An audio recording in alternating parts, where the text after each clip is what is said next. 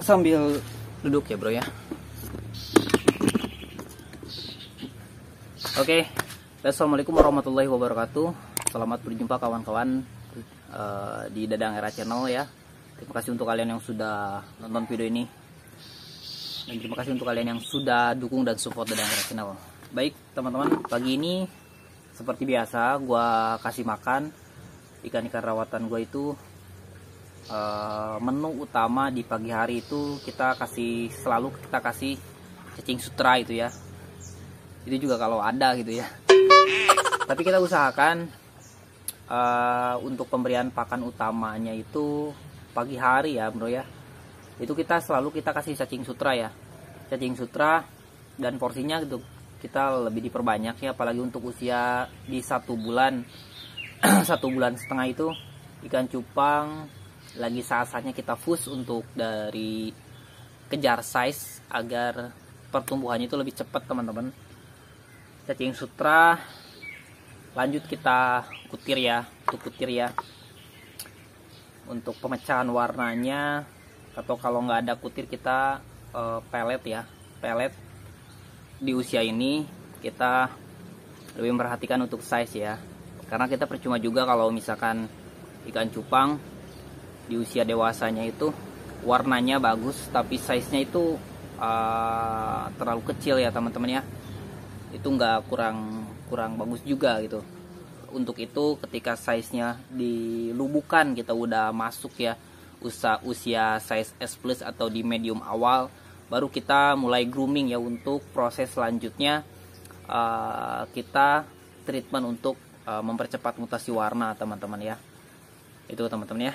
Nah, berbicara untuk cacing sutra kawan-kawan ya. Jadi cacing sutra itu penting kalau menurut gua ya untuk ketersediaan pakan, karena pakan cacing sutra itu sebagai salah satu pakan utama ya untuk rawatan-rawatan ikan cupang, apalagi di farm gua ini. Karena cacing sutra itu dia proteinnya gede ya bro ya, proteinnya tinggi. Dia salah satu pakan hidup dengan protein tinggi. Ketiga kalau menurut saya, yang pertama jentik nyamuk, yang kedua cacing darah, yang ketiga cacing sutra, lanjut ke artemia teman-teman ya untuk proteinnya ya. Untuk itu si cacing sutra ini teman-teman ya, kalian ya harus diperhatikan ya bro ya untuk ketersediaan pakan cacing sutra teman-teman ya. Kadang kendalanya kalau kita beli casut ya banyak tapi terpakainya itu cuma sedikit teman-teman, karena cacing sutra itu kalau kita nggak tempatkan di tempat yang khusus ya, itu dia mudah mati teman-teman ya. Gua akan sambil jalan ya bro ya, gua akan coba perlihatkan tempat penampungan casut yang gua punya. Nah ini teman-teman ya. Oke bro, jadi ini penampungan casut yang gua punya ya. Part penampungannya seperti ini ya bro. Kita bikin bentuknya ini kolam kecil. Jadi ada 2 kolam yang gua punya untuk penampungan khusus casut ya. Ukuran kolam ini panjang 6 meter teman-teman ya. Jadi ada 3 meter teman-teman ya. Untuk lebarnya di 70 cm ya, 70 cm. Nah jadi seperti ini teman-teman ya. Juga ada pembuangannya teman-teman, ada pembuangannya. Masing-masing kolam kita ada pembuangannya, jadi kita lebih gampang untuk nguras nantinya untuk membersihkan air kolamnya itu. Jika airnya udah mulai kotor ya, udah keruh ya bro ya. Penting untuk teman-teman ketika kalian beli casut ya banyak-banyak ternyata dia mati ya, mungkin banyak problem ya seperti itu teman-teman ya. Karena ya penempatannya kalian asal ya penempatannya kalian hanya di wadah kecil atau di ember, ya itu nggak akan mempertahankan cacing sutra itu hidupnya itu lebih lama teman-teman ya. Kalian tempatkan dan kalian siapkan wadah kapasitasnya itu lebih luas. Sebenarnya untuk media box styrofoam juga bisa teman-teman ya, kalian pakai Nah, yang harus kalian perhatikan itu kalian harus wajib ya pakai mesin pompa sirkulasi ini. Nah, ini yang gua pakai ya teman-teman ya. Ini gua pakai ukuran seperti ini, ukuran ke sini. Kita pakai selang, kita alirkan ke pipa-pipa pralon ya. Ukuran yang gua punya ini ukuran setengah in teman-teman ya. Nah, lebih bagus lagi ya bro ya,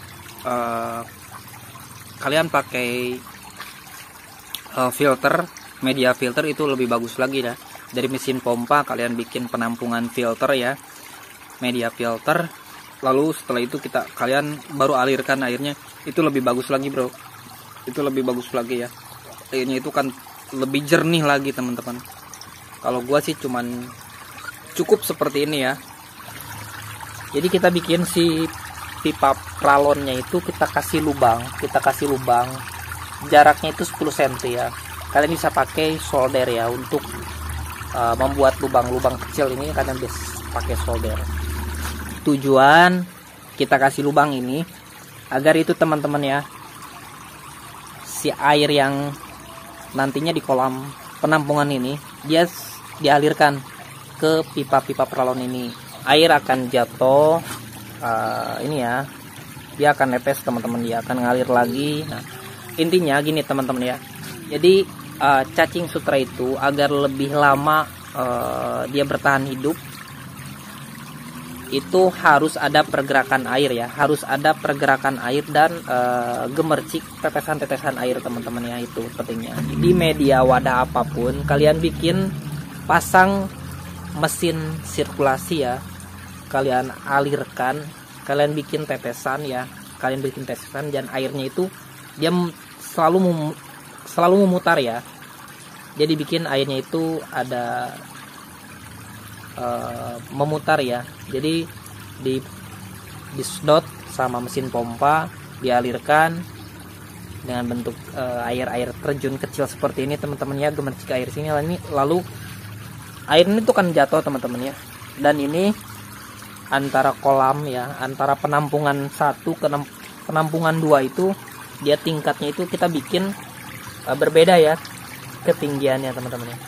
Ini kolam yang pertama dan ini yang kedua itu lebih rendah teman-teman ya, lebih rendah. Jadi air itu dia mengalir teman-teman ya. Dia ngalir.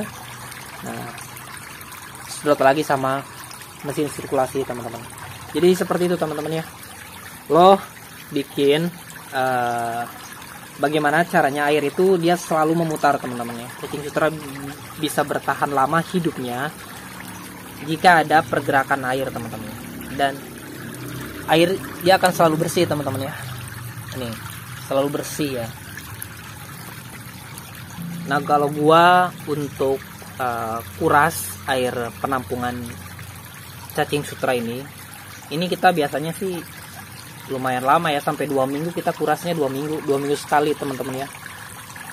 Nah, ini tapi untuk pengurasan kita air udah keruh, kita hanya membuang airnya saja teman-teman ya. Kotoran-kotoran yang menggumpal gitu, atau lumut-lumut yang di atas permukaan teman-teman, itu kita buang. Tetapi untuk lumut yang di bawah kita sengaja biarkan ya.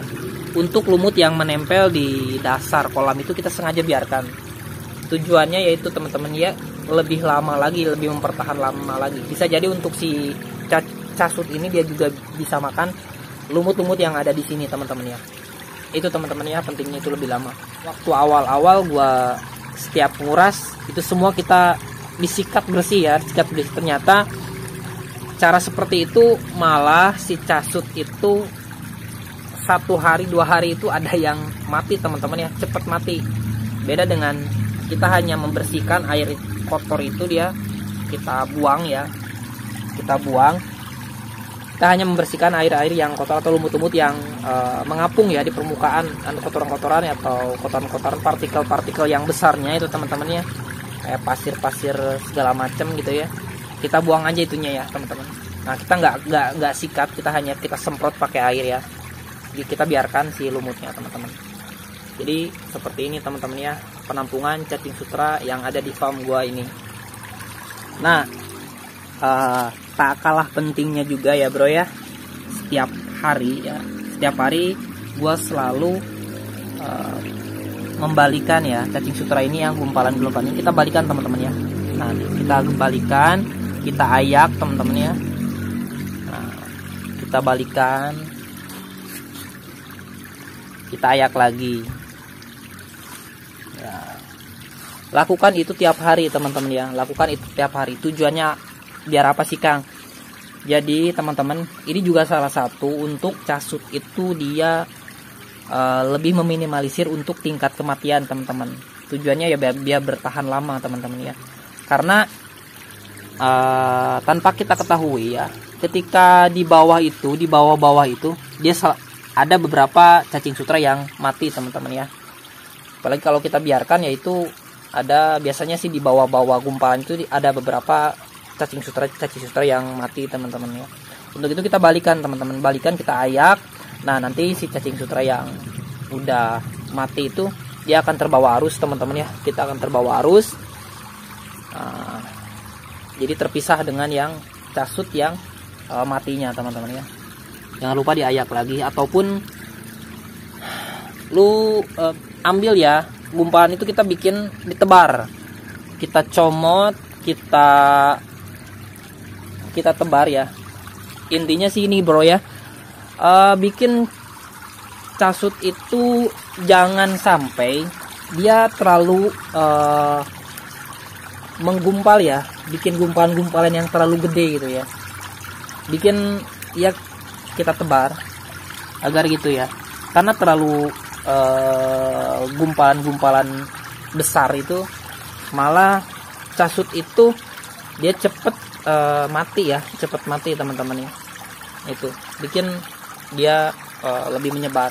Sebenarnya nantinya juga dia akan mengumpul lagi teman-teman ya, dia akan mengumpul lagi. Nah itu kalian tiap hari lakukan proses membalikan, ayak lagi, ataupun kalian bisa comot, tebar teman-teman ya. Nah itu teman-teman ya, mudah-mudahan informasi ini bisa bermanfaat untuk kalian. Terima kasih yang sudah menonton video ini, dan terima kasih untuk kalian yang sudah dukung dan support Dadang RA Channel. Yang belum subscribe, silahkan kalian subscribe terlebih dahulu. Subscribe, like, komen, dan share ya, agar video ini bisa bermanfaat untuk banyak orang ya. Terima kasih. Next di video selanjutnya. Akhir kata dari gua, assalamualaikum warahmatullahi wabarakatuh.